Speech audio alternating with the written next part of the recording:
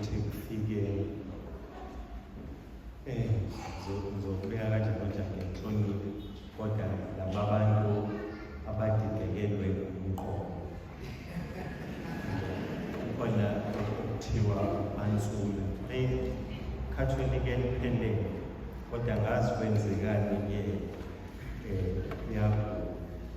uyathanda ukuze isonto bese kuzoba khona omunye ngithi umkhulu nawe uyathanda ukuze esontweni loyo umedlula phambi kwenathi ngaphandle ngisho ehambe emgwaqweni umedlula nje phambi kwenathi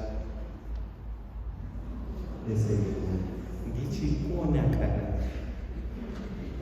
bese kuba khona-ke ababili uyangidina lo muntu ulwa nje namawayiphi emoto kumele wabona lapha ngaphekwaqoza usethi-ke omunye ngikhona nokubona usami abeyithanda inhlanyana ekhaya usethi-ke zizolunye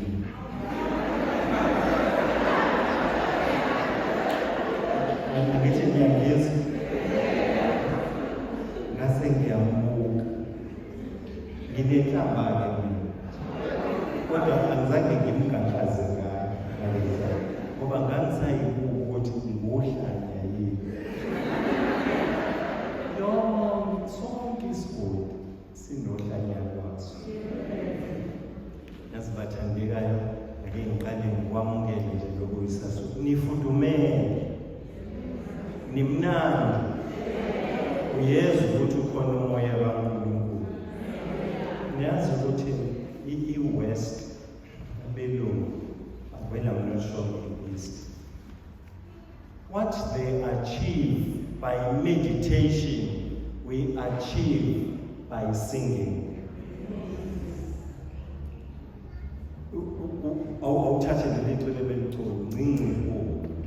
The heart is jubilant.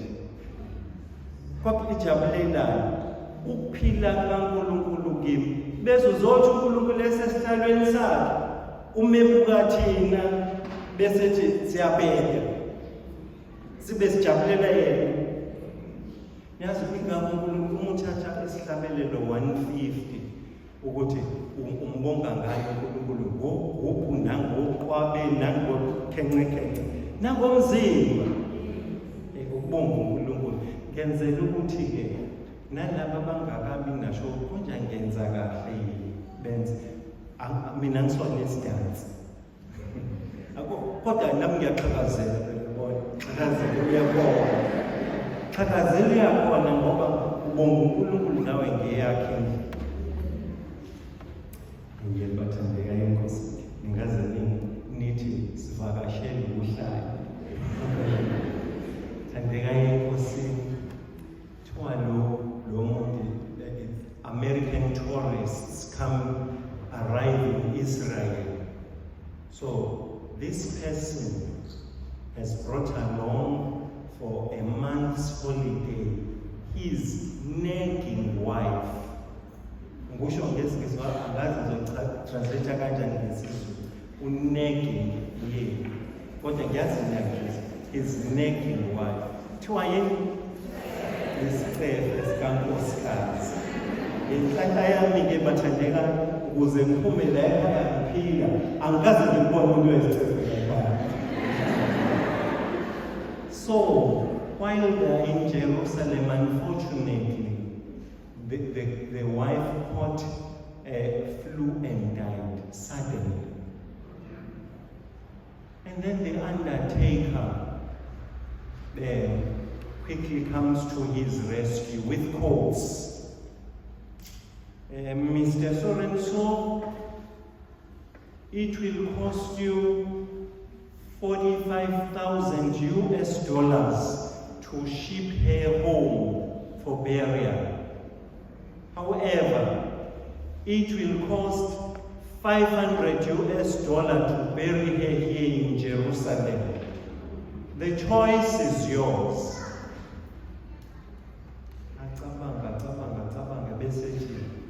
No, ship her home. Abuzo undertaker. Athi wouldn't you rather consider burying her here, because we'll be saving $40,000. And he responds,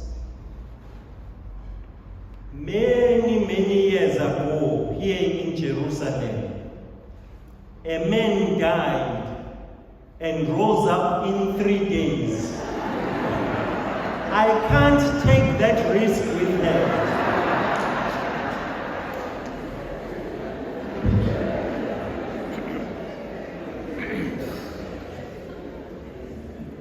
Yazenza izinto i-resurrection kaJesu, ukuvuka kwakhe kwabafileyo. Esibukeni la emavangelini, ivangeli likaJona. Kwathi ekuseni ngovivi ngosuku lokuqala lwesonto, uMaria Magdalena wafika ethuneni, wabona itshe selisusiwe ethuneni. Wayesegijima wabikela uSimon Petrus nomunye umfundi uJesu abemthanda, wathi, bayisusile inkosi ethuneni, asazi lapho beyibeke khona. Singakangeni ngingena esiqale sibuka ukuthi uMaria Magdalena wayeyowenzani ethuneni. Ayasiza namanye amavangeli. Kwakuwusiko lwakwaJuda ukuthi umuntu uma ngabe esengcwatshiwe uma umthanda, bese uyahamba umgcoba ngamakha, perfume, umgcobe ngamakha, amakha ayekwazi ukugcina umzimba ukuthi ungasheshi ubole, ungasheshi unuke. Niyakhumbula indaba kaLazarus?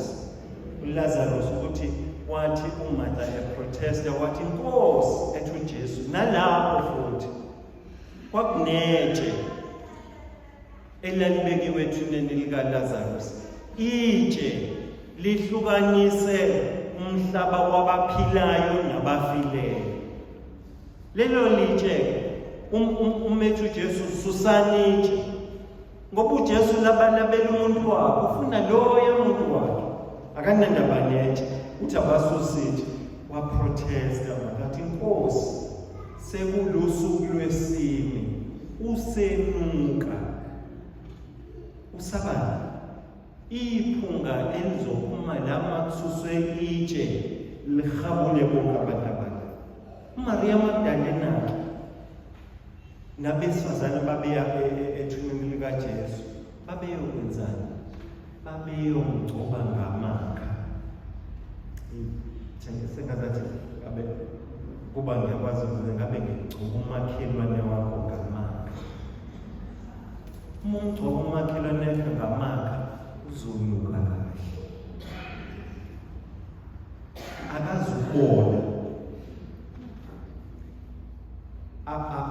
abazumchitha abanye abantu ngoba umgcobe ngamakha. Wayokwenza lokho uMaria Magdalena. Kodwa bukani isibili sikaMaria Magdalena, walandela inhliziyo, akalandelanga ingqondo. Ngobani? Ingakho sesinesisho ezulwini sithi ngovivi lukaMagdalena.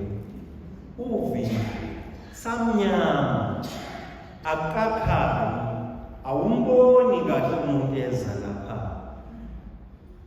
Uvivi-ke uhamba nje uthule cwaka emhlabeni wonke, ngoba inkosi yamakhosi kulewe, uyahlonipha umhlaba. Thiwa wawungezwa nesipikili, utter silence. Uyesaba nje ngoba ehamba. Usababa osigantsonso ababulela uJesu, bangavumbuka noma.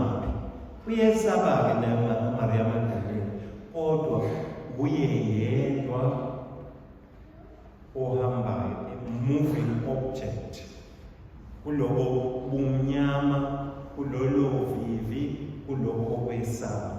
Bonani-ke, uma ngabe ehamba eya ethuneni, uma esefika ithuna likhamsile, kwavuka umbedukazwe, kwashintsha yonke into, kwaguquka amatafula, kwagijima. Kuthiwa kwagijima wayobiza wayobikela uSimon Petrus nomunye umfundi uJesu ayemthanda. Yavuka impilo. uSimon Petrus nalo mfundi uma bezwa bavuka ebuthongweni nabo bagijima.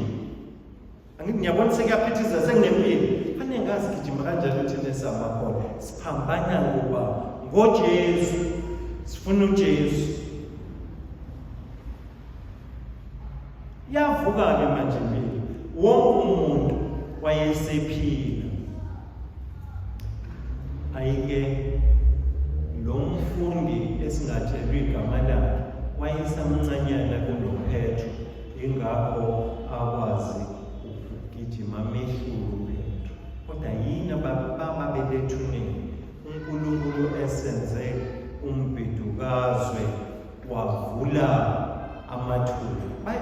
Ingakho babenisabadela lisho, kodwa ubani ozosigcinela lithi?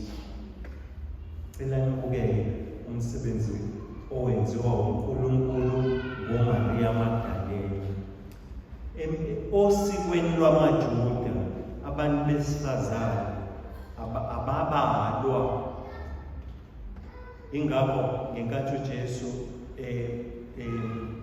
multiply, andisa isinkwa, kwathiwa lapho kwandisa isinkwa nenhlanzana ezimbalwa, kodwa kwadla amadoda ayizinkulungwane ezinhlanu bengabalwa besifazane nezingane. AmaJuda akumasterisha iskill se-oppression. Ababalwa abantu besifazane, azibalwa iy'ngane, azibalwa iy'gqila. Kusho ukuthi banawo ne-right yokuvota. Namhlanje uma ngabe uJesu esevuka kwabafileyo, uNkulunkulu uthumela umuntu wesifazane, uMaria Magdalena, ukuba azise umhlaba ukuthi ukufa kunqotshiwe. Tremendous responsibility kubantu besifazane. Akazi noma nyasazi lesi sisho sithi ukuhlula, kuthiwa nje ukuhlula, kuthiwa ake kusho lena ngasho mina, ukuhlula bikwabobani. Ungayazi mina leyo, ngayixoxela uprofesa uThima athi uma sebehlulekile nje abesilisa kiwa ezakwazini nakoma, senze njani? Baqhamuka Yesu. Abantu besifazane baneqhaza elikhulu emsebenzini kaNkulunkulu wosindiso. Abantu besifazane baneqhaza elikhulu emsebenzini kaNkulunkulu ebandleni eliyingcwele. Umuntu wesifazane, izandla zakho ayichincamanga, ayichincamanga. Ingane namafinyila ayisule izandla zakho. Oneimbezi akasule izandla zakho. Onephunga elingathokozisi akasule izandla zakho.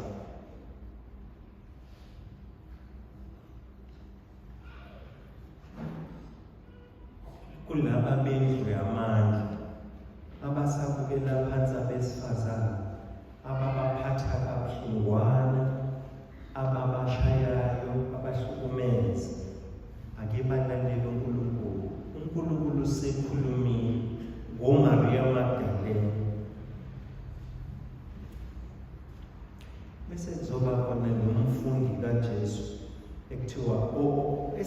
singatshelwi igama lakhe, kodwa kuthiwa nomunye umfundi lowo baye bafika ethuneni, asitshelwe igama lakhe, kodwa lo mfundi lo njalo simbona ebandakanywa kanye noPetro. Uhlale elandela uJesu lo mfundi. Wabizwa futhi lo mfundi uJesu ngaphambi kokuba bizwe uPetro. Uma ufunda leli vangeli likaJohn chapter 1 verse 35, yena wabizwa kuqala kanye noAndreas. Kodwa ulandela uJesu kukho konke ukuhlupheka kwakhe. uPetro wamphika uJesu, lo mfundi wamlandela uJesu ngisho epraetorium lapho kwakhona uPilato. uPetro wabaleka wakha phansi, izinto sesizi. Lo mfundi ugijima kanye noPetro, kuthiwa wathi ngoba wafika kuqala, wathi uma efika ethuneni wabona, wakholwa.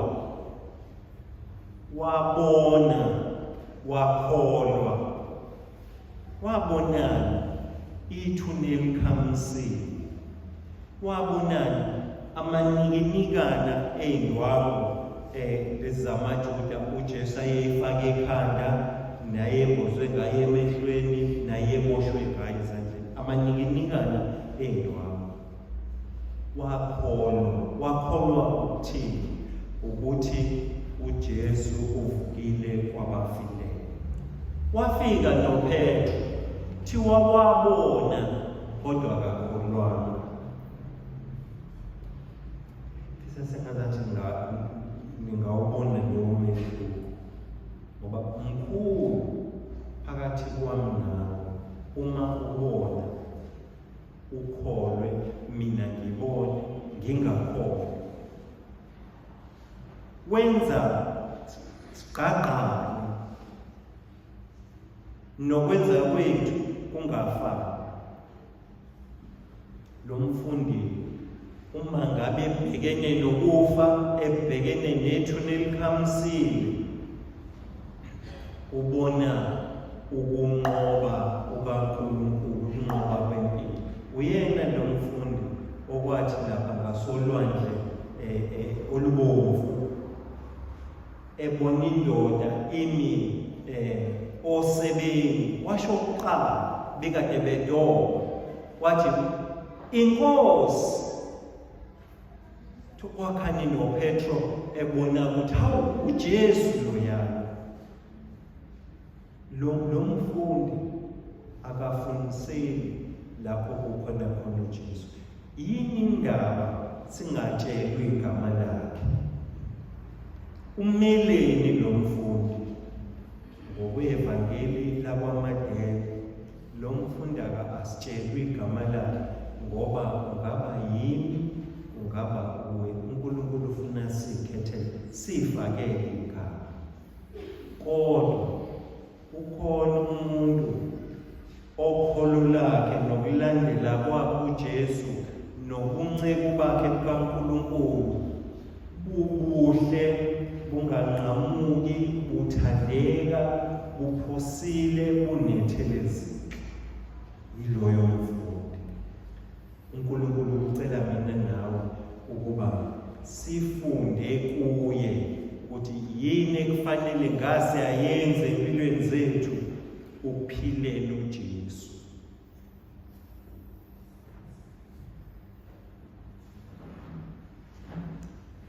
Thandiwe Nkosi, silimele ngendlela ehlukahlukene. Abanye balimazwe yikhukhula nemvula nephepho, abanye balimazwe izimo zepolitiki, kodwa i-enga, ukudinwa, ukucasuka okusesizweni sethu khulu kakhulu. Ngisho ulalela abantu bekhuluma noma kumabonakude noma kwezinye iy'gcawu, lezi sihamba siyezwa ukuthi eSouth Africa kumnandi. Umsebenzi wethu thina makhono silimele sinjalo, fanele sithathe ukulimala kwethu sikunikele ngothando willingly. Nkosi, ngilimele, ngilethe lokulimala kwami onqamlezweni lwakho. Thatha ukuze sizwe amandla kaJesu okuvuka kwabafileyo. Akubumhlatshelo ukulimala kwethu, sikwethulela elathini likaNkulunkulu. Eyifuna leyo mhlatshelo yethu uNkulunkulu, sizowezwa amandla akho uNkulunkulu okuvuka kwabafileyo. Yazi ukuvuka kwabafileyo uma ngahle nithi mina ake ngichaza. Uma ngichaza ngaleli thunde eliphambisile,